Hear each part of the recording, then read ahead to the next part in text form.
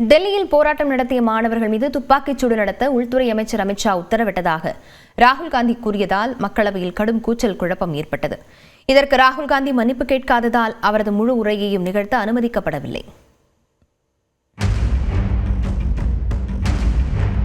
பொதுத் தேர்வு முறைகேடுகள் தடுப்பு சட்ட திருத்த மசோதா மீது உரையாற்றிய எதிர்க்கட்சித் தலைவர் ராகுல் காந்தி ஜந்தர் மந்தர் போராட்டத்தின் போது தான் சந்தித்த மாணவியுடனான உரையாடலை நினைவு கூர்ந்து பேசத் தொடங்கினார்.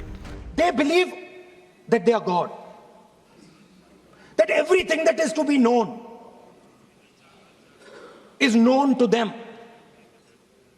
They are arrogant. They don't listen. They don't respect other people's truth. So I said, what do you call these people? She said, I call them idiots. அப்பொழுது ராகுல் காந்தி குறிப்பிட்ட சில வார்த்தைகளுக்கு ஆளும் கூட்டணி எம்பிக்கள் கடும் எதிர்ப்பு தெரிவித்து அமளியில் ஈடுபட்டனர்.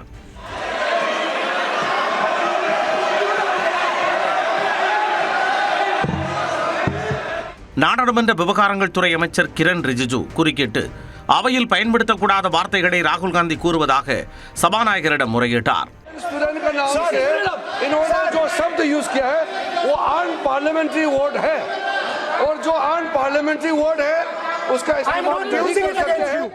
ஆளும் கட்சியினரை சபாநாயகர் சமாதானப்படுத்திய பின்னரும் அமளி தொடரவே தான் பேசப் போவதில்லை என கூறிய ராகுல் காந்தி தனது இருக்கையில் அமர்ந்து கொண்டார்.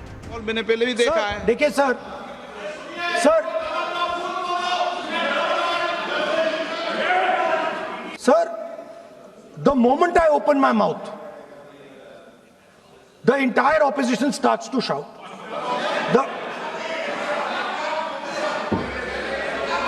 அப்பொழுது பாதுகாப்புத்துறை அமைச்சர் ராஜ்நாத் சிங் எழுந்து ஆளும் கட்சியினரை அமைதி காக்கும்படி கேட்டுக்கொண்டார்.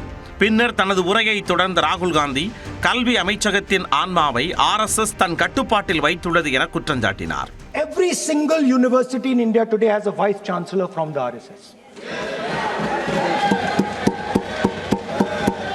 Dharmendra Pradhan is a symbol. Your real enemy is the RSS. டெல்லியில் போராட்டம் நடத்திய மாணவர்கள் மீது துப்பாக்கிச்சூடு மற்றும் தடியடி நடத்த உள்துறை அமைச்சர் அமித் ஷாவே உத்தரவிட்டார் என ராகுல் காந்தி அதிரடி குற்றச்சாட்டை முன்வைத்தார். That the so-called home minister of this country does not have the courage to come and sit here. இதற்கு கடும் எதிர்ப்பு தெரிவித்த ரிஜிஜு ராகுல் காந்தி ஆதாரங்கள் என்று பேசுவதாக கண்டனம் தெரிவித்தார். How can he say that somebody ordered firing? You can make statement outside in the house. You cannot make that statement. It is a serious allegation. மேலும் ஆதாரங்கள் இன்றி கூறிய குற்றச்சாட்டிற்கு ராகுல் காந்தி மன்னிப்பு கேட்க வேண்டும் என்று அமைச்சர் ரிஜிஜு வலியுறுத்தினார். அப்பொழுது ஏற்பட்ட கூச்சல் குழப்பம் காரணமாக அவை சிறிது நேரம் ஒத்திவைக்கப்பட்டது. அவை ஒத்திவைக்கப்பட்டிருந்த நேரத்தில் அமைச்சர் கிரண் ரிஜிஜு அமித் ஷாவை சந்தித்து பேசினார். பின்னர் ராகுல் காந்தி மீது புகார் அளிக்க சபாநாயகர் ஓம் பிர்லாவின் அறைக்கு ரிஜிஜு சென்றார். அதே நேரத்தில் காங்கிரஸ் எம்பிக்கள் KC வேணுகோபால், பிரியங்கா காந்தி, கௌரவ் கோகோய் ஆகியோரும் சபாநாயகரை சந்திக்க வந்தனர். சபாநாயகர் முன்னிலையில் அமித் ஷா மீது சுமத்திய குற்றச்சாட்டிற்கு ராகுல் காந்தி மன்னிப்பு கேட்க வேண்டும் என ரிஜிஜு வலியுறுத்தினார். ஆனால் காங்கிரஸ் எம்பிக்கள் இதற்கு ஒப்புக்கொள்ளவில்லை. ஒரு நிமிட செய்தி தொகுப்புகள் சிலவற்றை பார்க்கலாம். வீடுகளுக்கு அதிக அளவில் மின்கட்டணம் விதிக்கப்பட்டிருப்பதாக குற்றச்சாட்டுகள் எழுந்த நிலையில் கள ஆய்வு செய்ய மின்வாரியம் உத்தரவிட்டுள்ளது. கடந்த மே மாதத்துடன் ஒப்பிடுகையில் ஜூலை மாதத்தில் மின்கட்டணம் அதிகமாக வந்திருப்பதாக பொதுமக்கள் பலரும் குற்றச்சாட்டு தெரிவித்திருந்தனர். இந்நிலையில் அதிக மின்கட்டண வித்தியாசம் இருக்கும் வாடிக்கையாளர்களின் மின் நுகர்வு விவரங்களை மறு ஆய்வு செய்ய மின்வாரியம் முடிவு செய்துள்ளது. அதன்படி தலைமை பொறியாளர், கண்காணிப்பு பொறியாளர் உள்ளிட்ட மூத்த அதிகாரிகளை கள ஆய்வு மேற்கொள்ள மின்வாரியம் உத்தரவிட்டுள்ளது.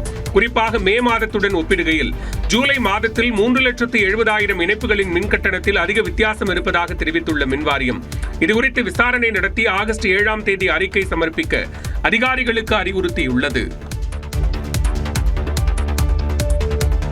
கர்நாடகாவின் நீர்நிலைகளை பார்வையிட தமிழ்நாடு முதலமைச்சர் விஜய்க்கு கோரிக்கை வைத்துள்ளதாக கர்நாடக முதலமைச்சர் DK சிவகுமார் தெரிவித்துள்ளார். டெல்லியில் ஊடகங்களிடம் பேசிய அவர் மேகதாது விவகாரம் குறித்து முதலமைச்சர் விஜய் தன்னுடன் தொலைபேசியில் பேசியதாக கூறினார்.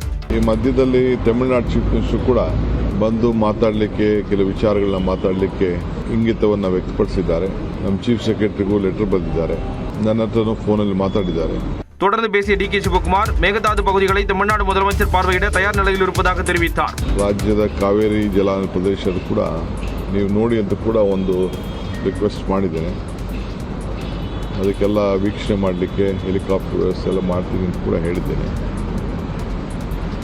ಅದು ನೋಡೋಣ ಅವರ ತೀರ್ಮಾನಕ್ಕೆ, ಏಕೆಂದರೆ ಅವ್ರಿಗೂ ಫ್ಯಾಕ್ಚುಯಲ್ ಅನುಭವ ಆದದಷ್ಟು ಒಳ್ಳೆಯದು. காவிரியில் தண்ணீர் திறந்துவிட பிறப்பித்த உத்தரவை எதிர்த்து மேல்முறையீடு செய்ய இருப்பதாகவும் டிகே சிவகுமார் குறிப்பிட்டார். எனக்கு ஒரு ஆசை இருந்தது, இது மாதிரி வாரத்திற்கு ஒரு முறை சிக்கன் பிரியாணி போடலாமே என்ற ஒரு கோரிக்கையை முன்வைத்திருக்கிறேன். அது பல துறைகள் சம்பந்தப்பட்டது. மாண்புமிகு முதல்வர் அவர்கள் அதை குறித்து பரிசீலனை செய்வதாக கூறியிருக்கிறார். அரசு பள்ளிகளில் சிக்கன் பிரியாணி வழங்குவது தொடர்பாக அமைச்சர் ராஜ்மோகன் தெரிவித்த தகவல்களே இவை. சென்னை எழும்பூரில் செய்தியாளர்கள் சென்றவர் அரசு பள்ளிகளுக்காக பல திட்டங்களை முதலமைச்சரிடம் தரவுகளுடன் முன்வைத்ததாக தெரிவித்தார். சீருடைகளை எப்படி மேம்படுத்தலாம், இந்த காலை உணவு கிட்டத்தட்ட சற்றப்போ ஒரு மாணவனுக்கு 11 ரூபா 50 பைசா தான் தராங்க சற்றப்ப. அது இன்னைக்கு ஒரு மேகி பாக்கெட்டே 10 ரூபா கிட்டத்தட்ட விற்கிது. அதுக்கப்புறமேட்டு உப்புமா, கோதுமை உப்புமா, ரவா உப்புமா, இந்த உப்புமால இருந்து எனக்கு எங்க குழந்தைகள் விடுதலை கிடைக்க போகுதுன்னு தெரியல. மேலும் தனியார் பள்ளிகள் கட்டணத்தை குறைக்கவில்லை என்றால் கட்டண நிர்ணய குழு மறுகட்டமைப்பு செய்யப்படும் என்று கூறினார். கவர்மெண்ட் நிர்ணயித்த பிரைவேட் ஸ்கூலுக்கான அந்த ஃபீஸ் ரெகுலேஷன் கமிட்டி இருக்க பாருங்க, அதை ரீகான்ஸ்டியூட் பண்ண போறேன். அதை மீண்டும் கட்டமைத்து இதற்கென்று கமிட்டி போட போறேன். இவ்வளவுதான் ஃபீஸ் என்பதை டிரான்ஸ்பரண்டா போடணும், இவ்வளவுதான் ஃபீஸ் வாங்கணும். அதை தாண்டி நீங்க எக்ஸ்ட்ரா எதுக்காவது ஃபீஸ் வாங்கினீங்கன்னு சொன்னா அதையும் இந்த டிரான்ஸ்பரண்டா போடணும்னு சொல்றதுடைய நோக்கம் அதுதான். சிலர் சுய பரிசோதனை செய்து கொள்ளாமல் தோல்விக்கான ஆராய்ச்சியில் ஈடுபட்டுள்ளனர் என்றும் அவர் விமர்சித்தார். சென்னை மற்றும் புறநகர் பகுதிகளில் பெய்த மழையால் குளிர்ச்சியான சூழல் உருவானது. அந்த வகையில் அண்ணா சாலை, எழும்பூர், சேப்பாக்கம், நுங்கம்பாக்கம், பட்டினப்பாக்கம், மயிலாப்பூர், மந்தவடி உள்ளிட்ட இடங்களில் விட்டுவிட்டு மழை பெய்தது.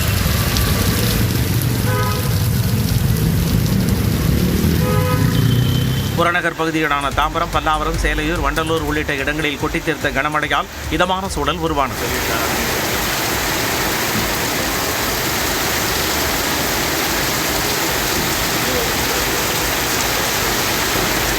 திருவள்ளூர் சுற்றுவட்டார பகுதிகளான எடப்பாளையம், தலக்காஞ்சேரி, காக்கலூர், ஈக்காடு, மணவடநகர் உள்ளிட்ட இடங்களில் பரவலாக மழை பெய்தது.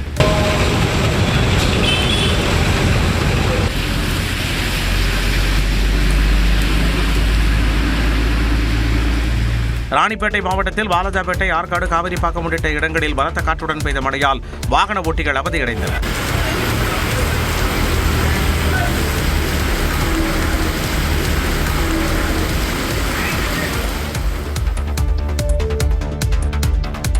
கோவை, நீலகிரியில் 3 நாட்கள் கனமழைக்கு வாய்ப்பு இருப்பதாக வானிலை மையம் கணித்துள்ளது.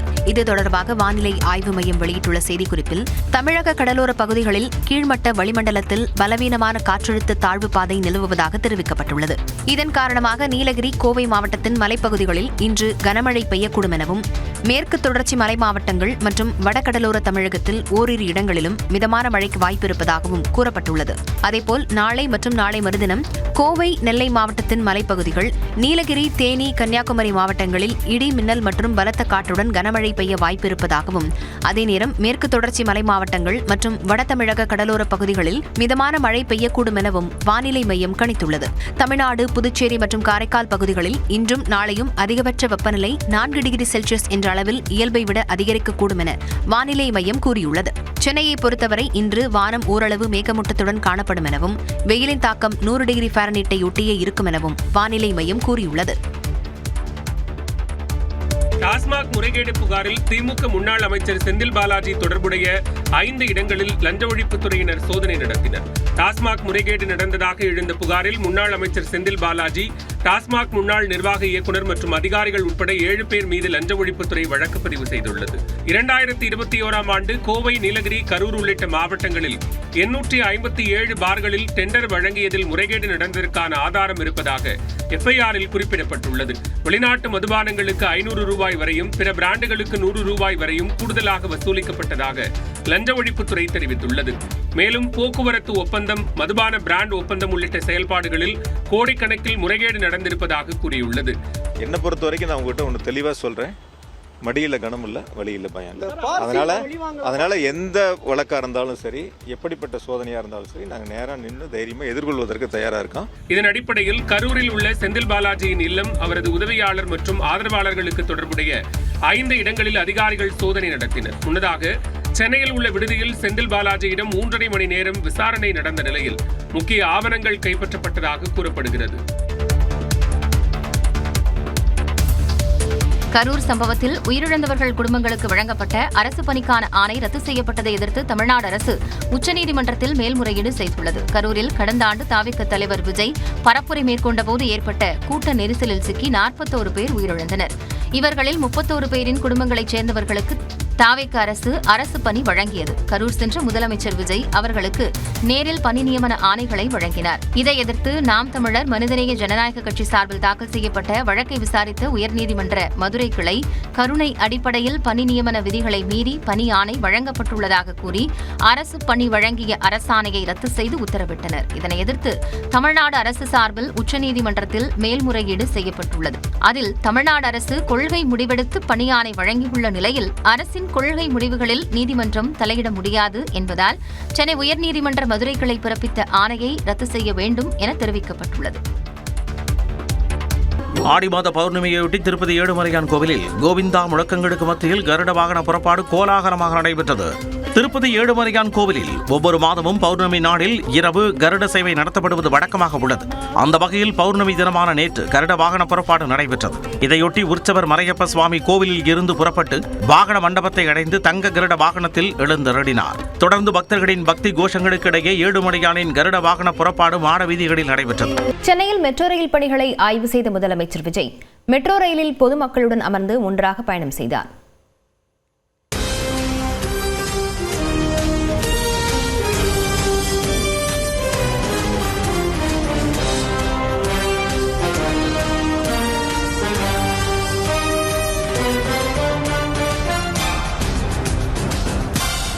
சென்னையில் 63,246 கோடி ரூபாய் மதிப்பீட்டில் 3 வழித்தடங்களில் மெட்ரோ ரயில் 2ஆம் கட்ட பணிகள் நடைபெற்று வரும் நிலையில் அதனை முதலமைச்சர் விஜய் ஆய்வு செய்தார். இதற்காக சென்னை ஓமந்தூரார் மெட்ரோ ரயில் நிலையத்திற்கு வந்த முதலமைச்சர் விஜய் பயணச்சீட்டு பெற்றுக்கொண்டு பொதுமக்களுடன் ஒன்றாக அமர்ந்து மெட்ரோ ரயிலில் பயணம் செய்தார்.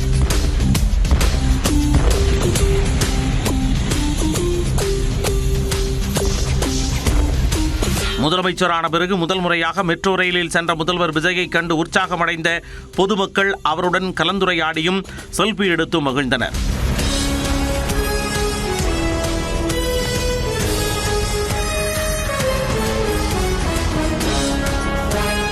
நந்தனம் சென்ற முதல்வர் விஜய் அங்குள்ள மெட்ரோ ரயில் தலைமை அலுவலகத்தின் இயக்க கட்டுப்பாட்டு அறையை ஆய்வு செய்து ரயிலின் இயக்கம் மற்றும் 2ஆம் கட்ட பணிகளின் முன்னேற்றம் குறித்து அதிகாரிகளிடம் கேட்டறிந்தார்.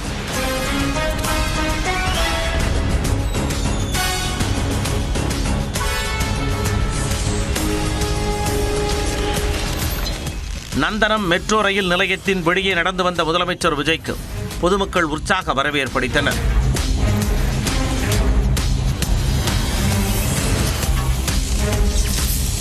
இதனைத் தொடர்ந்து கிண்டி பகுதிக்கு சென்ற முதலமைச்சர் விஜய் அங்கும் மெட்ரோ பணிகளை ஆய்வு செய்தார். தொடர்ந்து கத்திப்பரா பகுதியில் நடைபெற்று வரும் மெட்ரோ பணிகளை பார்வையிட்ட முதல்வர் 101 அடி உயரத்தில் அமைக்கப்பட்டுள்ள மெட்ரோ பாலத்தில் ஏறி ஆய்வு மேற்கொண்டார்.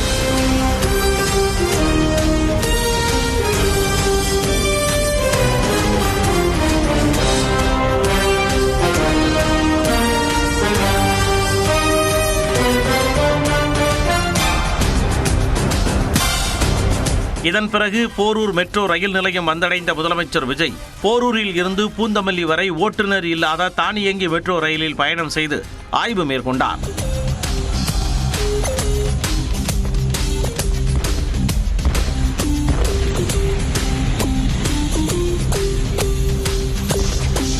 ஆய்வின் போது பணிகளின் தற்போதைய நிலை, பாதுகாப்பு அம்சங்கள் மற்றும் சோதனை ஓட்டம் உள்ளிட்டவற்றை அதிகாரிகளிடம் முதலமைச்சர் விஜய் கேட்டறிந்தார்.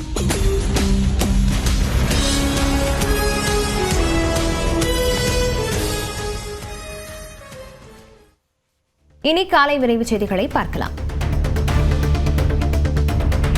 பழனி மடத்திற்கு சொந்தமான 100 கோடி ரூபாய் நிலத்தை போலி ஆவணங்கள் மூலம் பதிவு செய்த சார் பதிவாளர் ஜஸ்டின் மணிகண்டன் அதே நாளன்று நகராட்சிக்கு சொந்தமான 60 கோடி ரூபாய் மதிப்புள்ள அரசு நிலத்தையும் போலியாக பதிவு செய்திருப்பது தெரிய வந்துள்ளது. பழனி பழைய தாராபுரம் சாலையில் 1 ஏக்கர் 66 சென்ட் அரசு நிலத்தை போலி உயில் மூலம் தானமாக கொடுத்து பின்னர் அதனை பாஜக நிர்வாகி ஒருவருக்கு 20 லட்சம் ரூபாய்க்கு விற்பனை செய்ததாக குற்றச்சாட்டு எழுந்துள்ளது. சார் பதிவாளர் ஜஸ்டின் மணிகண்டன் திட்டமிட்டே இந்த 2 பெரும் நில மோசடிகளையும் அரங்கேற்றியுள்ளதாக கூறப்படுகிறது. கோவை மாவட்டத்தின் மலைப்பகுதிகளில் பெய்த கனமழையால் சிறுவாணி அணையின் நீர்மட்டம் உயர்ந்து வருவதால் விவசாயிகள் மகிழ்ச்சியடைந்துள்ளனர். 44.61 அடி கொள்ளளவு கொண்ட அணையில் நீர்மட்டம் தற்போது 20.70 அடியாக உயர்ந்துள்ளது. அணையின் நீர்மட்டம் சீராக உயர்ந்து வருவதால் குடிநீர் தட்டுப்பாடு குறையும் என எதிர்பார்க்கப்படுகிறது. தேனி மாவட்டம் மேற்கு தொடர்ச்சி மலையை ஒட்டிய வரட்டாறு வனப்பகுதியில் காட்டுத்தீ பற்றி எரிந்து வருகிறது. தீயில் அரிய வகை மரங்கள், மூலிகை செடிகள் எரிந்து சேதமடைந்துள்ளன. வனவிலங்குகள் இடம்பெயரும் சூழலும் ஏற்பட்டுள்ளது. தகவல் அறிந்து சென்ற வனத்துறையினர் தீயை கட்டுப்படுத்தும் பணியில் ஈடுபட்டுள்ளனர். காற்றின் வேகம் அதிகமாக இருப்பதால் தீயை அணைப்பதில் சிரமம் ஏற்பட்டுள்ளது. நூற்றாண்டு பழமையான பாம்பன் பழைய ரயில் இரும்பு தூக்கு பாலத்தின் ஒரு பகுதி முற்றிலும் வெட்டி அகற்றப்பட்டுள்ளது.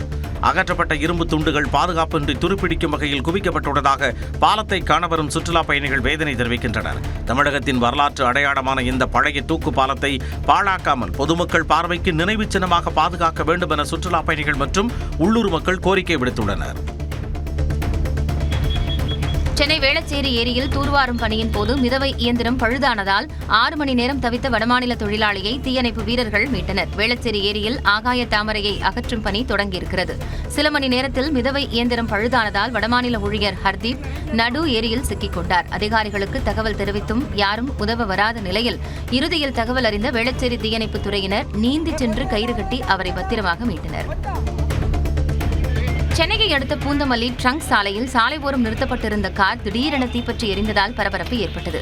காரில் வந்தவர்கள் அருகிலிருந்த கடைக்கு சென்றிருந்ததால் நல்வாய்ப்பாக உயிர் தப்பினர். காரின் முன்பகுதியில் இருந்து புகை எழுந்து தீப்பற்றிய நிலையில் தீயணைப்புத்துறைக்கு தகவல் தெரிவிக்கப்பட்டது. இதனிடையே பெய்த மழையால் தீ அணைந்ததால் பெரும் அசம்பாவிதம் தவிர்க்கப்பட்டது.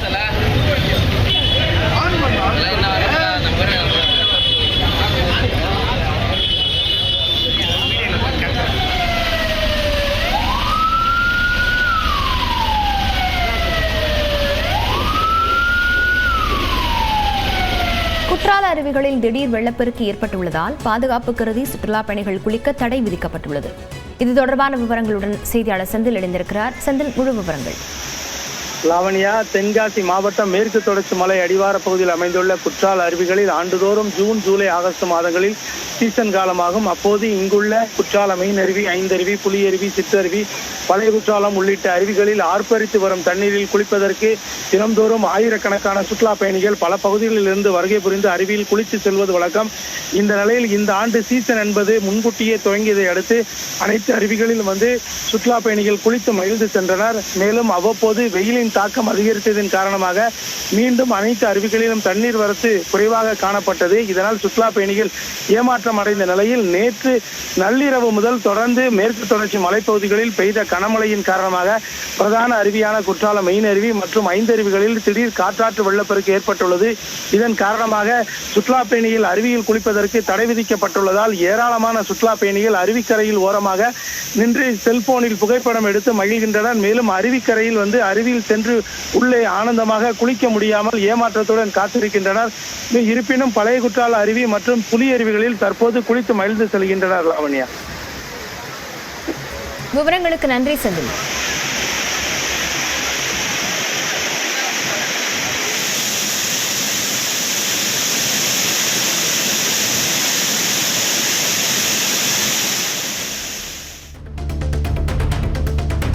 மாவட்டம் வேதாரண்யம் அருகே தென்னடார் கிராமத்தில் அம்மன் எழுந்தருளிய குதிரை ஓட்டம் விமர்சையாக நடைபெற்றது. முத்துமாரியம்மன் கோயிலில் ஆண்டு திருவிழாவின் சிகர நிகழ்வாக மஞ்சள் விளையாட்டு நிகழ்ச்சி நேற்று நடைபெற்றது. இதையொட்டி அலங்கரிக்கப்பட்ட குதிரை வாகனத்தில் எழுந்தருளிய அம்மனை பக்தர்கள் தோளில் சுமந்தவாறு கோயிலை சுற்றி வலம் வந்தனர்.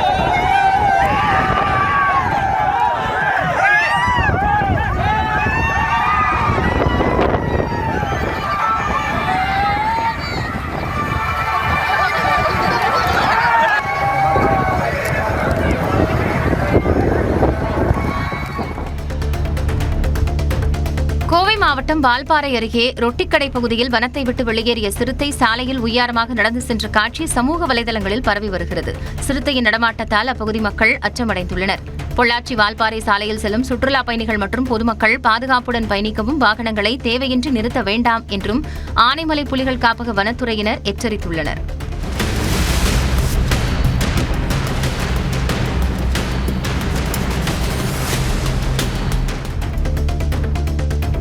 புதுக்கோட்டை புதிய பேருந்து நிலையம் அருகே தனியார் மருத்துவமனையில் பிரசவத்தின் போது குழந்தை உயிரிழந்த நிலையில் பெண்ணின் உறவினர்கள் முற்றுகை போராட்டத்தில் ஈடுபட்டனர். உரிய நேரத்தில் சிகிச்சை அளிக்காத மருத்துவரின் அலட்சியமே காரணம் என குற்றம் சாட்டி மார்க்சிஸ்ட் கம்யூனிஸ்ட் கட்சியின் தலைமையில் உறவினர்கள் மருத்துவமனையை முற்றுகையிட்டனர். போலீசார் பேச்சுவார்த்தை நடத்தி மருத்துவர்கள் குழு மூலம் விசாரணை நடத்தப்படும் என்று உறுதியளித்தனர். இது தொடர்பாக மருத்துவமனை நிர்வாகம் மீது போலீசார் வழக்கு பதிவு செய்து விசாரித்து வருகின்றனர்.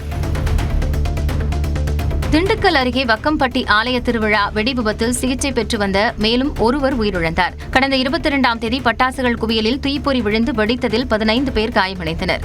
ஏற்கனவே ராபின் அருள்ராஜ் உயிரிழந்த நிலையில் தற்போது பரத் கிருஷ்ணா என்பவரும் உயிரிழந்ததால் பலி எண்ணிக்கை 2ஆக உயர்ந்துள்ளது. இந்நிலையில் விபத்திற்கு காரணமானவர்கள் மீது நடவடிக்கை கோரி உறவினர்கள் மற்றும் பொதுமக்கள் இரவில் சாலை மறியலில் ஈடுபட்டனர். மேட்டூர் அணை உருவான 92 ஆண்டு கால வரலாற்றில் நடப்பாண்டு நீர் திறக்கப்படாத நிலை உருவாகியுள்ளது. காவிரி நீர்வரத்து சரிவால் கால்வாய் பாசனத்திற்கான நீர் திறப்பும் நீர்த்து போய் விவசாயிகளை கடும் கலக்கமடைய செய்துள்ளது.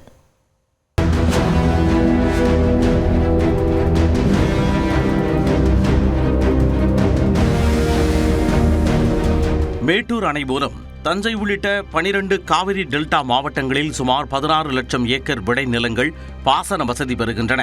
இதனால் ஆண்டுதோறும் ஜூன் 12ஆம் தேதி முதல் ஜனவரி 28ஆம் தேதி வரை டெல்டா பாசனத்திற்காக மேட்டூர் அணை திறக்கப்படுகிறது.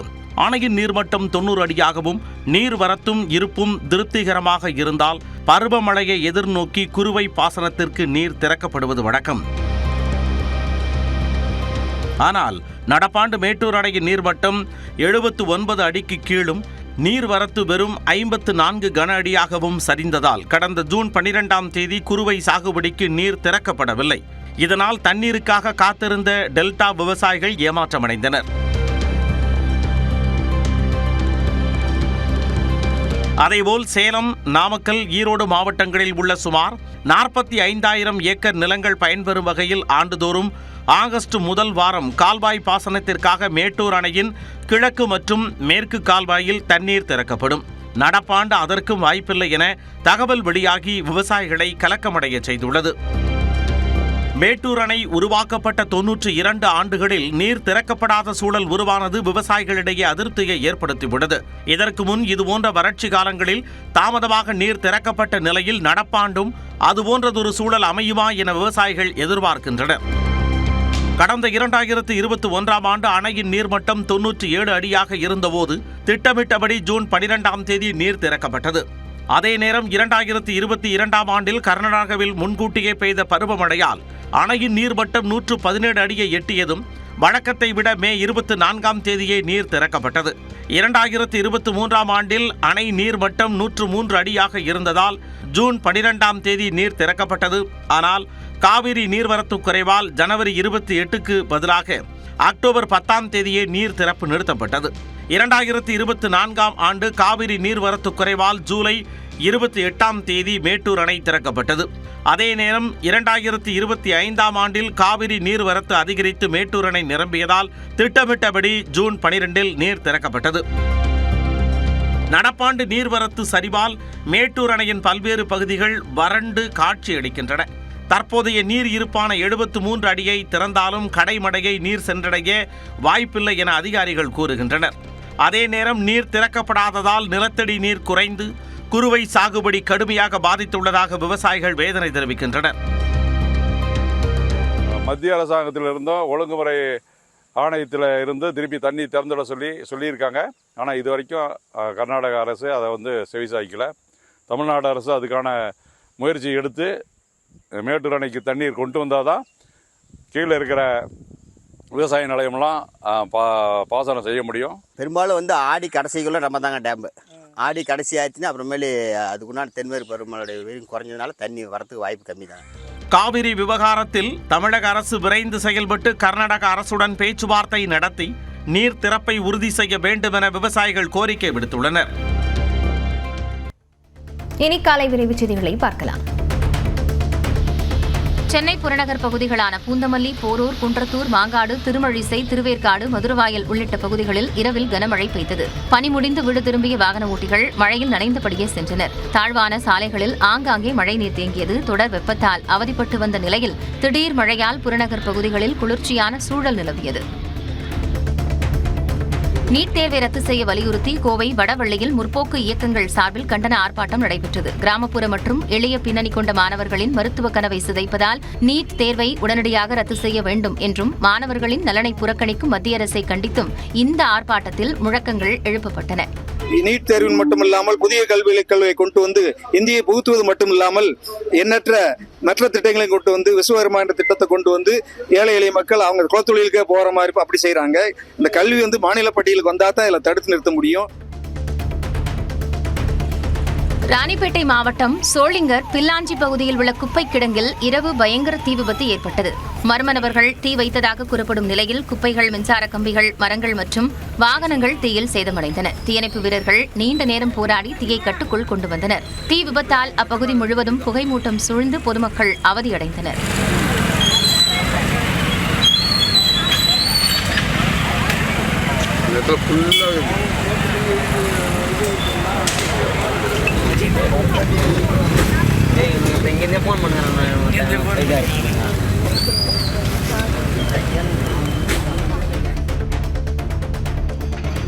ராமநாதபுரத்தில் மத நல்லிணக்கத்திற்கு எடுத்துக்காட்டாக முளைப்பாரி ஊர்வலத்தில் இஸ்லாமிய மக்கள் சால்வை அணிவித்து மரியாதை செலுத்தினர். புலிக்கார தெரு முத்துமாரியம்மன் கோயில் முளைப்பாரி சின்னக்கடை வழியாக சென்றபோது இஸ்லாமிய மக்கள் வரவேற்று மரியாதை செலுத்தினர். தொடர்ந்து கோயில் நிர்வாகம் சார்பிலும் அவர்களுக்கு சால்வை அணிவிக்கப்பட்டது. இந்த நல்லிணக்க நிகழ்வு கடந்த 30 ஆண்டுகளாக பாரம்பரியமாக தொடர்வது குறிப்பிடத்தக்கது. பழனி தண்டபாணி சுவாமிகள் மடத்திற்கு சொந்தமான 100 கோடி ரூபாய் மதிப்பிலான நிலத்தை போலி ஆவணங்கள் மூலம் மோசடி செய்த வழக்கில் கைது செய்யப்பட்ட 4 பேருக்கு ஆகஸ்ட் 12ஆம் தேதி வரை நீதிமன்ற காவல் விதிக்கப்பட்டுள்ளது. சிபிசிஐடி போலீசார் நடத்திய விசாரணையை தொடர்ந்து கைது செய்யப்பட்ட ட்ரஸ்ட் உரிமையாளர் முருகதாஸ், வழக்கறிஞர் அன்வர்தீன் உள்ளிட்ட 4 பேரும் திண்டுக்கல் குற்றவியல் நடுவர் நீதிமன்றத்தில் ஆஜர்படுத்தப்பட்டனர். வழக்கை விசாரித்த மேஜிஸ்ட்ரேட் பாக்கியராஜ் 4 பேரையும் நீதிமன்ற காவலில் வைக்க உத்தரவிட்டதை அடுத்து அவர்கள் மதுரை மத்திய சிறையில் அடைக்கப்பட்டனர். திருச்சி ஸ்ரீரங்கம் ரங்கநாத சுவாமி கோவிலில் நடப்பு மாதத்தில் 77,92,000 ரூபாய் காணிக்கை வசூலானதாக கோவில் நிர்வாகம் தெரிவித்துள்ளது. கோவில் இணை ஆணையர் சிவராம்குமார் முன்னிலையில் நடைபெற்ற இந்த பணியில் வங்கி ஊழியர்கள், கோவில் பணியாளர்கள் மற்றும் சமூக அலுவலர்கள் கலந்து கொண்டு உண்டியல்களில் இருந்த காணிக்கைகளை எண்ணி கணக்கிட்டனர். இதில் ரொக்கமாக 77,92,825 ரூபாயும், 70 கிராம் தங்கம், 625 கிராம் வெள்ளி மற்றும் 177 வெளிநாட்டு ரூபாய் தாள்கள் காணிக்கையாக கிடைத்தன. மயிலாடுதுறை அருகே தண்ணீரின்றி வறண்ட குளத்தை இளைஞர்கள் கிரிக்கெட் மைதானமாக மாற்றி உற்சாகமாக விளையாடி வருகின்றனர். திருமங்கலம் ஊராட்சிக்குட்பட்ட சாவடிக்குளம் மேட்டூரில் இருந்து பாசனத்திற்கு தண்ணீர் திறக்கப்படாததால் வறண்டு காணப்படுகிறது. ஒரு காலத்தில் விவசாயத்திற்கும் பொதுமக்களுக்கும் நீர் ஆதாரமாக இருந்த குளம் தற்போது விளையாட்டு மைதானமாக மாறிவிட்டது.